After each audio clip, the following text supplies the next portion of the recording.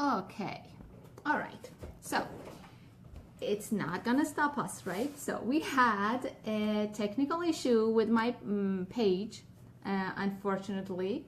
As you might already know, we were gonna do a side-by-side with Stacey Murphy, my awesome guru, who is somebody who has been growing food at homes for a very long time, and I have been watching her work for a long time, and I have been close friends with her actually for years now. And she's my hero, and she's my guru to go to whenever I have an issue or a question or whatever. Her focus is not necessarily like kids gardening, but she has worked with kids for a very long time. So what we were trying to do today was to actually do a side-by-side with her, but unfortunately we had some technical difficulties on the page. So what I'm going to do right now is that we're going to do a side-by-side, because we're not going to let technology stop us, right? We were supposed to do this today, and I know that you guys are waiting for this to happen, so that's what we're going to do. I can see Stacey, and I'm going to add, and you're going to see her magically show up right now. There you go. Give it a second. It's adding her, it's adding her, it's adding her. All right, technology, right, guys? My goodness, sometimes, huh, it still says it's adding her. Okay, so we'll wait for that to happen. Again, we're doing a side-by-side with Stacey Murphy today. I was supposed to do this on the page, on my page, but unfortunately, Facebook didn't want to let us do that, which is discouraging. It's stuck, not sure why. Stacey says, okay, we will wait for it. You know what I'm going to do? I'm going to stop it, and then I'm going to approve her again. Add. So let's see if it does that this time. All right.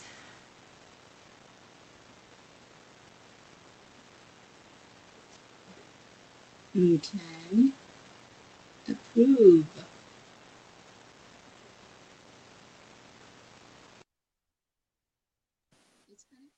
Yay! Hi, Stacey. Hi. Oh my God, right? It just, that was not fun. You're a But rock hey, star. You're a rock star. You held up beautifully. no, thank you. Thank you for hanging in there, because we were supposed to do this, oh my God, 25 minutes ago, right? But I hey, know. we're not gonna let technology stop us, and we're here now. So how about you? So I was telling people that we're going to do a side-by-side with Stacey Murphy. It was supposed to be on the page, with technical difficulties, couldn't do it. And we're like, we're not going to let that stop us. So we're doing it on my personal profile, but I will post this on the page for people who are waiting for it over there. That's an unfortunate thing, but that's okay. So welcome, Stacey. Thank you so much for doing this with me. I'm so excited about this. For those of you who don't know, Stacey and I have been long time friends. Like, I don't know how many years it is now, 2 3 years at least, but before that I've been following Stacey for years. She's my go-to guide guru. so um, uh, so people who follow me, as you know, Stacey, they are excited and interested about growing food with kids at home and in schools. And I know that you do have experience about with kids and growing food with kids. Not your focus, you're a wider grower, but I know that you do have experience, and I would love to hear about what you think. Oh, hi, hello, my little one. So kids are home today, so they might jump in and show up from time to time. Do you want to say hi? Hello. Say hi. That's Stacey. Remember I was telling you about her? My good gardener friend. Hello. You want to stay? You can stay if you want to. All right. So here it is. So so it's Saturday and kids are home. So I hope that you guys don't mind. Maybe she wants to talk about her garden a little bit after, right? Yeah, maybe. Okay, Stacey. So I just want to make sure that we get started with your idea of kids gardens and why do you think that kids gardens are important, and take it away. Sure. Yeah. I mean, the work that you're doing is so important because honestly, what's your daughter's name? I totally forgot. What's my daughter's name? Nikta. Nikta. Nikta. Pretty name. I like it. Ooh, pretty flower too. Awesome. Yeah. So Yeah. when I was your age, Nikta, I was gardening with my mom in her big garden. It was her garden, not my garden. And it really changed my life. Like I remember sitting in the bushes and eating those peas fresh off, like picking them fresh off the vine. And frankly, it set me up for a lifetime of loving vegetables. I used to beg my mom for Brussels sprouts. I'd be like, "Can I have those little cabbages?" Nikta, do you know Brussels sprouts, Nikta? Have She you heard of probably those? doesn't. So I used to beg for those, and it was because my mom had this garden and she grew them, and so I have a lifetime of eating vegetables, and I feel like it set me up for a lifestyle of healthy eating. I'm 44 now, and I have friends who are suffering from chronic diseases, and they're having to learn how to eat again. So I feel like you're just doing such a service to the health of your family and the future generation. I mean, they can think more clearly, they have more energy from being in the gardens, and it's just exciting, like getting outside and understanding science. So I'm sure Nikta could probably tell us why she likes it too. Gardens. Do you remember the garden we had in summer? Well, we do have a garden now, but it's indoors and it's not as exciting, obviously, because for those of you who don't know, we live in Toronto, Canada. It's a bit cold right now, and almost nothing grows out there. Yeah. We have an indoor garden, right, Nikta? Yes, but it's boring. It's boring. No bees or butterflies or anything exciting in that garden because it's indoors, right? I'm glad there are no bees. Yeah. Okay. So tell us a little bit more, Stacey. Okay, don't touch this because we don't want anything to get I want messed to up, have right? a pond in our garden. Right. Oh, so cool. We had a pond actually in our previous house, but over here we haven't built a pond yet. Not even plants. And yeah, not even a lot of plants. But you had a garden on the deck, right? Because we just moved into this house Yeah. like a year and a half ago. It was So 2 years. 2 years, but it was in the summer. So that year we lost the chance. Yeah. So we only actually had 2 seasons in this house, right? And to kids, that's actually 1 season because it's just all one long garden, right? Yeah. Yes. Our old house. She likes the house better because we had a huge garden there, right? And a pond and so many fruit trees and everything, Not right? so many bees. Not so many bees, apparently. We did though. Kids' perception, right? Yeah. And I mean, that's what's so important too, is just finding out what vision that your kids have for the garden too. Like it's cool to hear what she's excited about so that you can go out and do that. And sometimes it takes time. Like some things you can do quick. Like I know she thinks it's boring now. It's because there's nothing going on, because you're like waiting for it to be outside. Yeah. And so, you sometimes got to figure out what's going to grow fast for kids.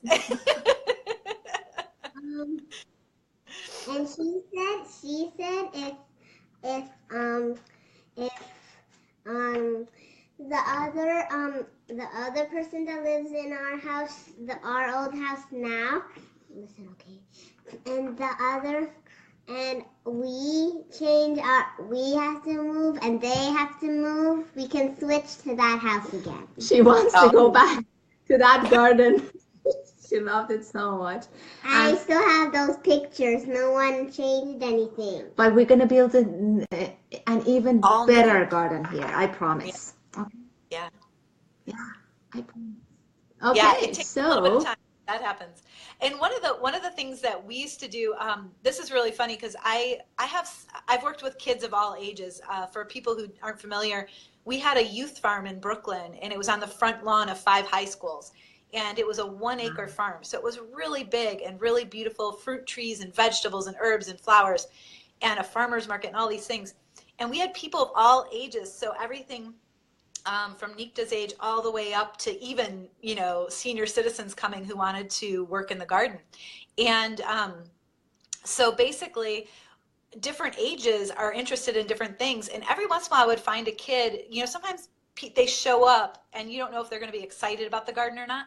And if you have multiple kids in your family, like somebody like Nikta might be like super engaged and like, I want to grow everything. And then you might have somebody else who's like, whatever. And so what I recommend is trying different things. So what I did with these boys once is I just put little dinosaur figurines in the garden. And I think Nikta would maybe like some unicorns, and put them in the garden, put little figurines in the garden so that they have a little home. And that just brings more energy into the garden. It'll bring more kids of all ages into the garden. People with different interests will be like, hey, I want to go play with the dinosaurs in the garden. That's exciting and interesting. Unicorn what? Unicorn figurines and dolls and things like that. You remember your unicorn? Did she like the garden last year? She did. Is it a she or a he or a it? Whatever it wants to be called. She. It's a she. Okay. No, it's a Yeah, it loved the she. garden. We actually have videos, remember, of the unicorn flying in the garden and playing with the vegetables. My unicorn is a girl. Aha. And sometimes those unicorns, when you're sleeping, help the garden grow. You don't even see it happening, but it's happening behind the scenes. She's like, I don't know if I trust her. Maybe her name was Lulu. So maybe this year we can build a fairy garden, herb fairy garden. I did that in the school, Phoenix. Remember the school? Yeah. So we did that with the kids. So we built a herb garden, a unicorn a fairy herb garden. Nice. And it's really exciting. So let's do that this year. How about that? What's your favorite? Why is it wanted to stop for some reason? Let me make sure that it is connected. Yeah. Okay, so Stacey, so I know that you teach people how to grow food, Sing in a a song very about wider gardens. range, but and you know that my audience, my people are very much excited about growing gardens with kids. But as you were just saying, that you do have experience with that, so. So I'm all about making the gardens about kids and you know, get them excited in the garden. So and you were just telling us about the story of the boys who were not interested, and then you got them interested with the dinosaurs. Anything else that you think is important in a kid's garden, so that would make the lives of parents a lot easier? Because my parents, like parents and grandparents and all of those, like we are really, really busy, right? Running around with the kids, and and sometimes even the thought of starting a garden, for a lot of people who have not been even thinking about growing a garden for themselves, but when the kids come around and they see the issues with, you know, them not being connected to nature and not appreciating healthy food and all that, they start thinking about growing a garden, but they have no experience. And what I have found, people have been telling me that they don't want to do it because they're afraid that it's going to be a lot of work, and you know, just like everything else that the kids are excited about at first and then it becomes a thing for parents to take care of. That's the biggest fear. So what are your suggestions or advice on how to make the garden a garden that the kids will actually do the work? And yeah, you want to say something? Okay, go ahead. Just quickly, right? Because we want to hear from Stacey too. Let's do art in the garden. Let's do arts in the garden. Bird feeders so butterflies can come and we can chase them.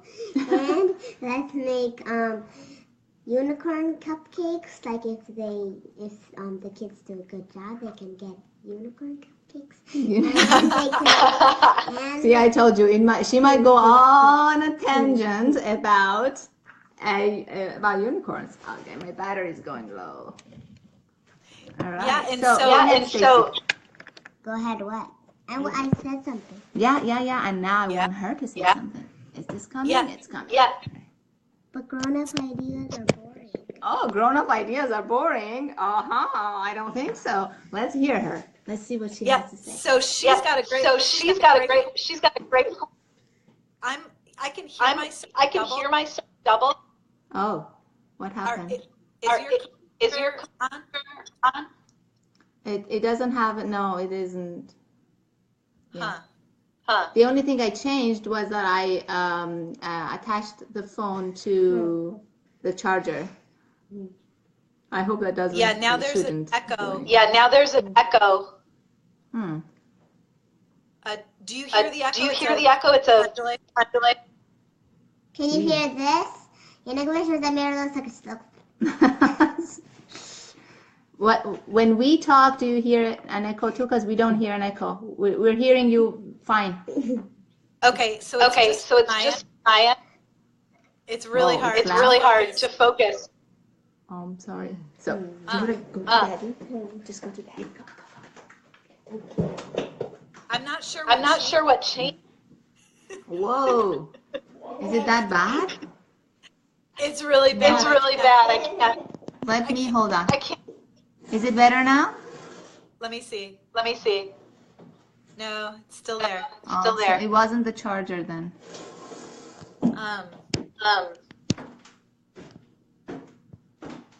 I don't know why. I'm hearing twice. I'm gonna try to power through my fake faces. Okay. Go ahead.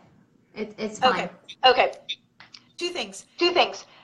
The first is that it's important to touch base with the kid. What their vision is. Of the garden. See what's exciting to them. And use those things in order to create use. That'll be fun. In the garden. Things like scavenger. So I'm gonna step of setting up the garden for back to that. But for when the garden is made, you could have a fun experiment. If it's outside, maybe there are scavenger hunting for caterpillars and butterflies. Drawing them, all the things that making art. Those are all things where they know what's going on in the garden. And if things are not going well in the garden, leaves are starting to die. They'll notice. Like, why is that happening?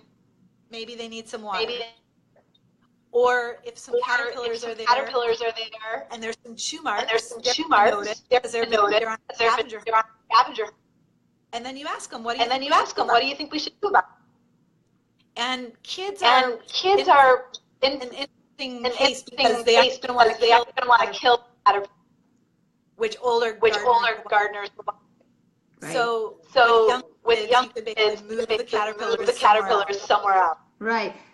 And well, that depends though, right? Sometimes us older humans kind of ruin the kids, because if they've been hearing from the adults that we need to kill the caterpillars and we need to kill, then that might be what they're thinking. But naturally and normally that's usually not the case, and they're kind, and they don't know that this is destructive to the garden, and then explaining to them that the very same animal or insect could be very useful somewhere else in the garden, right?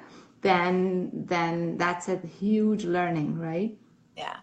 And I want to address that, because that's really the big obstacle I feel like as parents is that somebody's got to go out. Potting mix, some container garden, or they've got to make a plan to put of the yard into a garden. So that's where people like you are so important, because if you're looking to build a garden, just here's your resource. Tell you what to do. Like here's a shopping thing. showed you these things. Just set it up really fast. Right. Yeah. Once that's done, it's like 40% of the garden. Is Yeah, that absolutely. setting it up. Yeah, and you know what? For the parents and grandparents or aunties or uncles and people who want to do it with children, it's.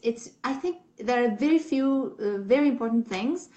If they know what bright lines essentially to follow to set up a very little, not too small, like don't start with 2 tomato seeds, and because the chances of you actually getting food out of that, like kids and their attention span is a lot shorter, right? But if you do a small but big enough garden for your kids, and you know how to set it up and where to put it, because you remember you were talking about this, the hunts and the plays and the games that we can do in the garden. If the garden is way too far away, and the kids, it's not in their kids' lives, then those things will not happen. But if it is really close and it is where the kids see it all the time, they're going to be naturally playing in it. And so if parents know exactly what not to do, what to do, and then have those shopping lists and then instructions, and they can really easily and very fast get something going, which will get the kids off their devices, because that's another huge problem, which is a worry on top of every parent's mind, that kids are, like, I was a software developer for 15 years, so I am not an anti-technology at all. But the exposures our kids have to addictive technology is a huge problem, and parents are really worried about that. And having a home garden is just it's really, really interesting, because it naturally gets the kids, and if it is in their faces, right, it needs to be in their faces, and so that they get excited about it and they go to it and it be in their lives, right?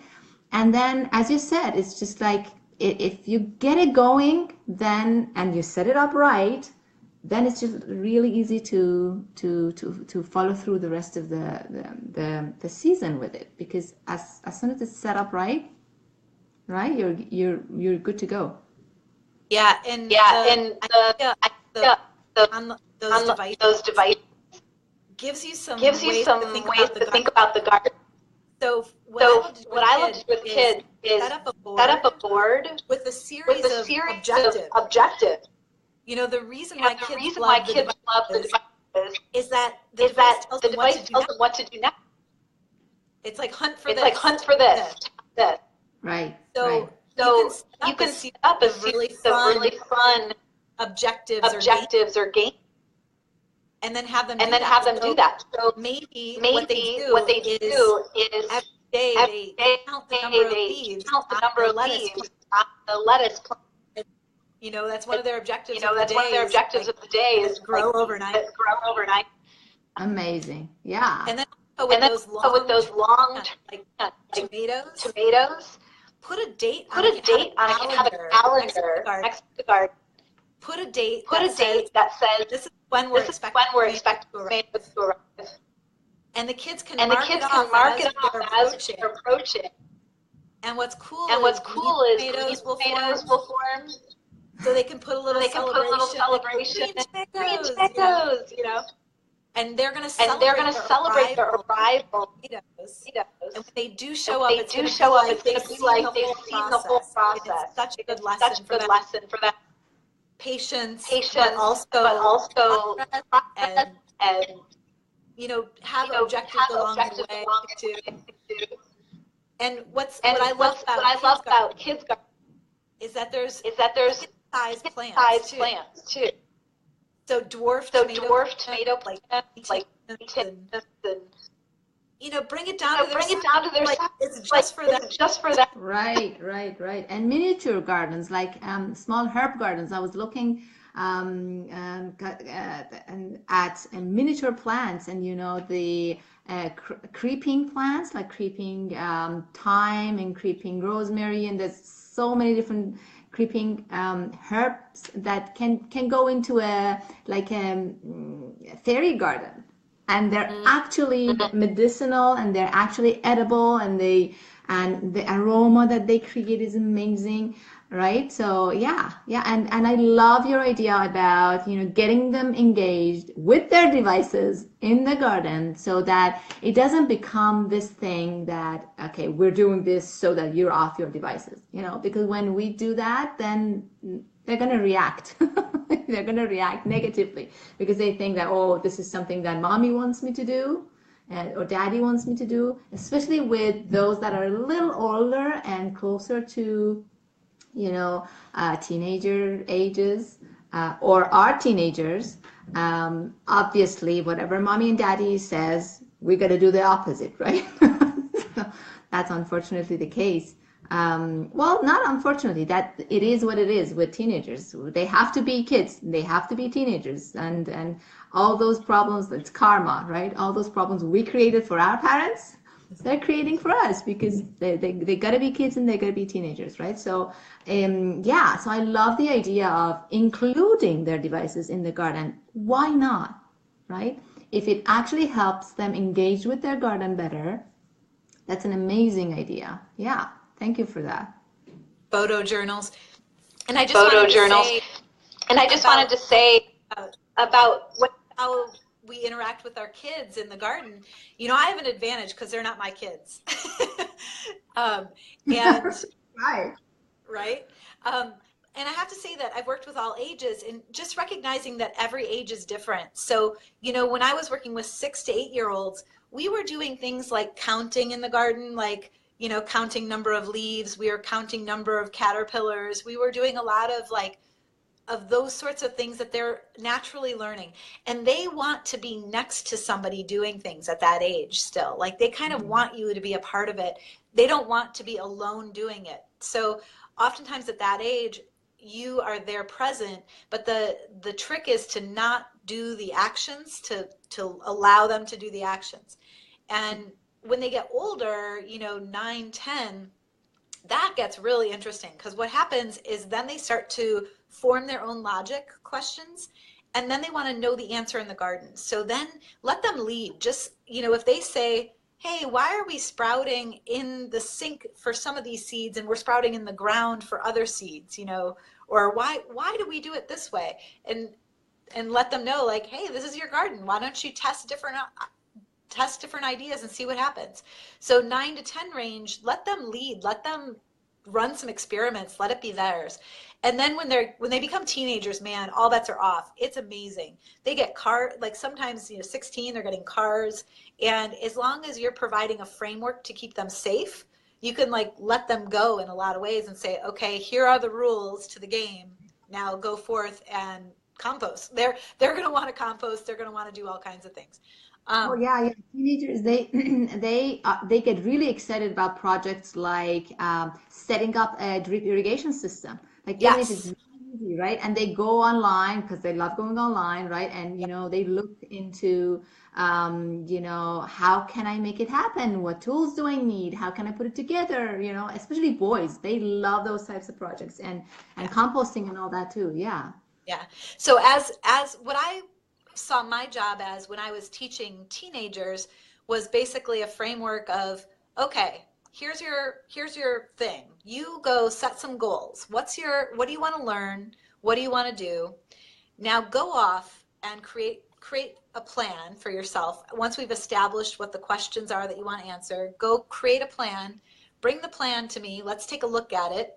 And let's just make sure it's all good, safe. Let's ask additional questions, maybe send them on another, research project. Those are teens. Let them, really lead. When they're 6 and 8, you can let them lead, but you still have to do a little bit of the background work for them, right? And that's where somebody like Leila can Right. really help Right. you, is Designing like, and planning. Yeah. yeah.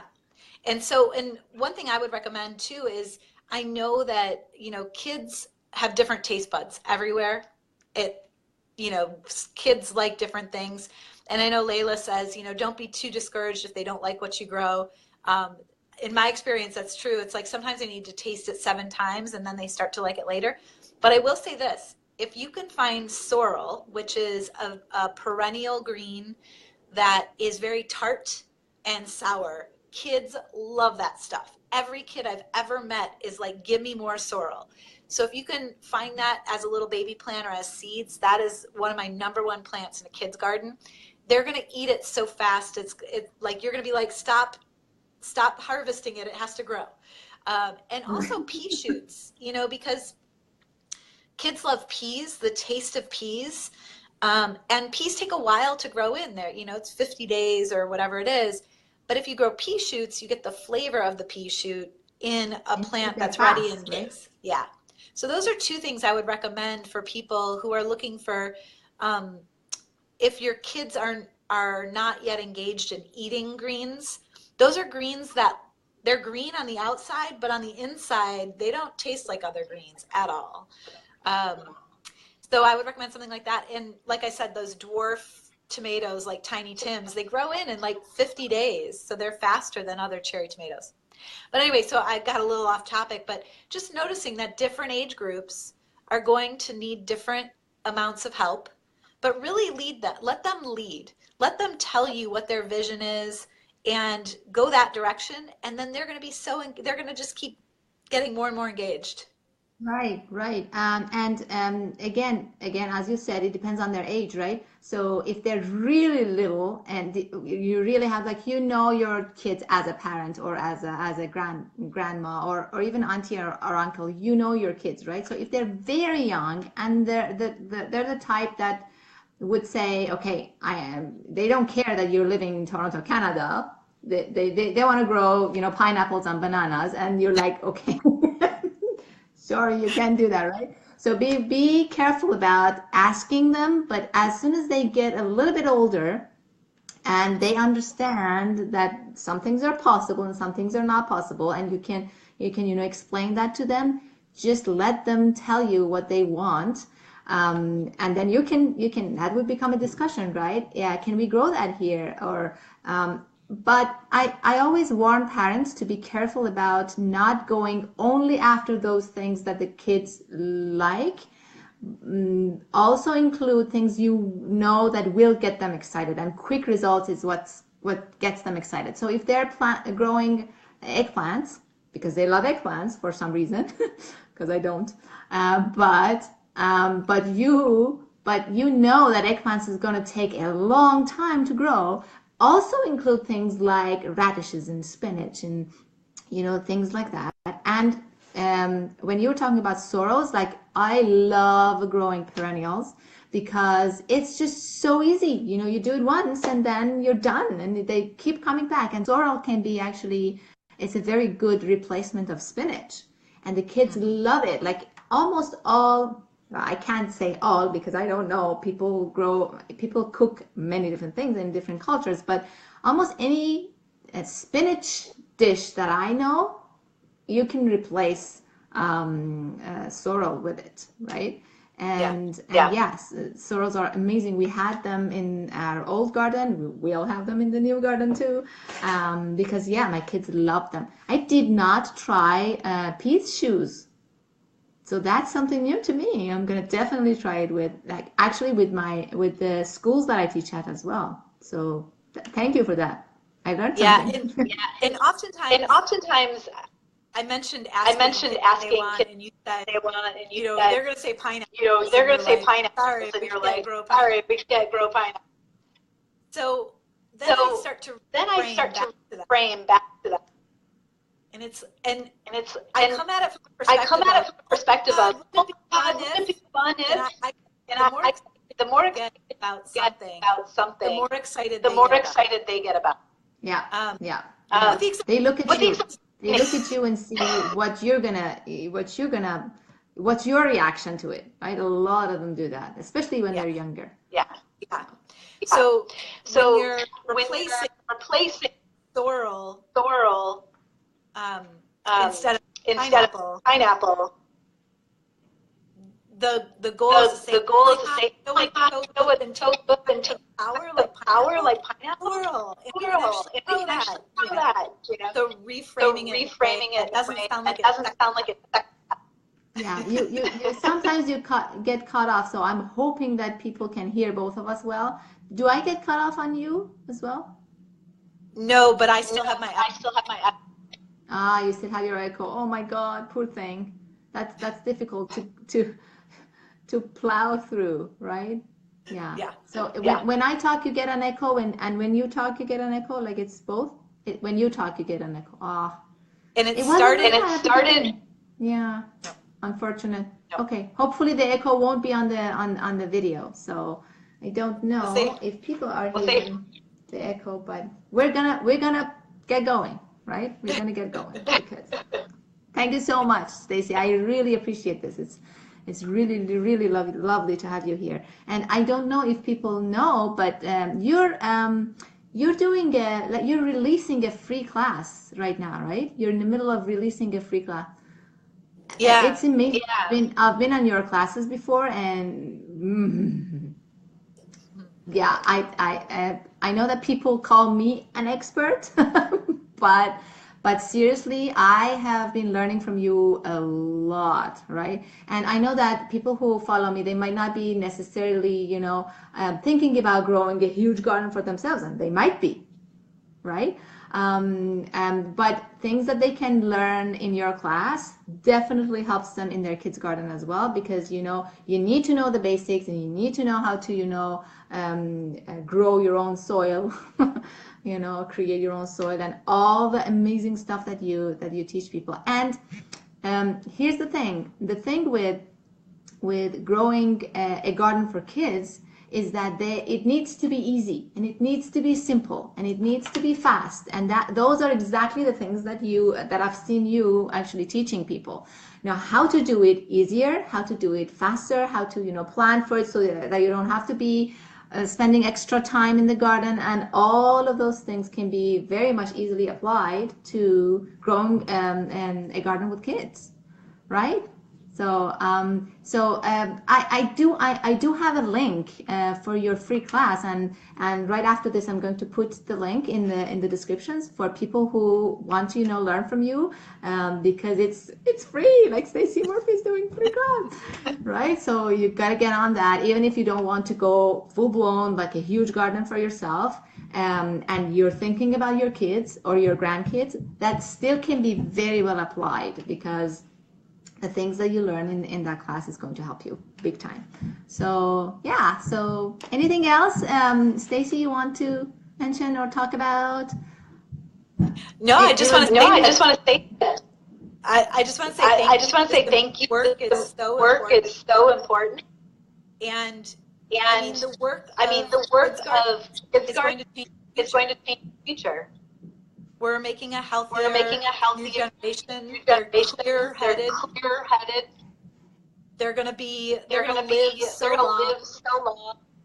They're going to be happy. They're going to be connected to the earth in ways that our generation of some users maybe aren't so connected with the earth.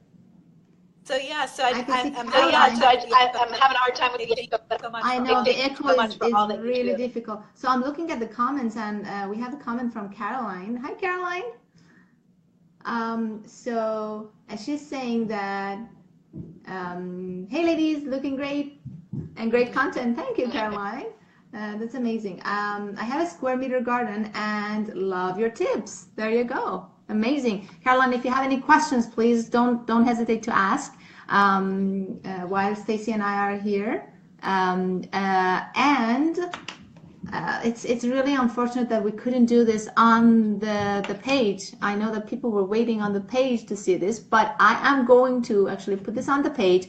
And if any of you had questions we're waiting for Stacey and I to be on the page doing this, I'm really sorry, but you can always put the questions in the comments, and we will be going on there and we will answer your questions. I hope you don't mind that, Stacey, to spend a little bit more time on the questions after this, because unfortunately we wanted to be somewhere else, and we told people that we're going to be somewhere else, and then we switched and went somewhere else.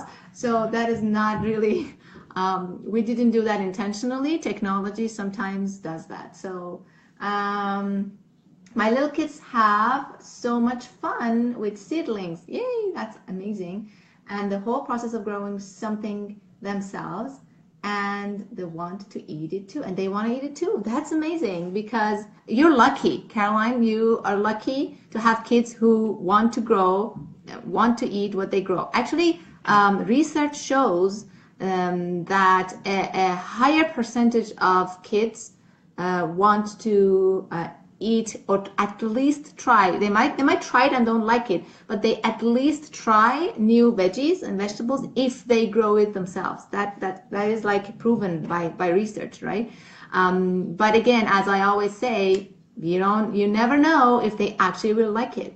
But what I always did, and what I always do, is that I tell them, okay, you grew something that I'm going to eat, and I'm so proud of you. And if you don't like it, that's fine. Guess what? I'm going to be munching on that. And I really do munch on that, and I put it in my smoothies and, in the salad and all that. And that does actually encourage them to eat more. So so it's awesome, Caroline, that you have kids that actually eat what they grow.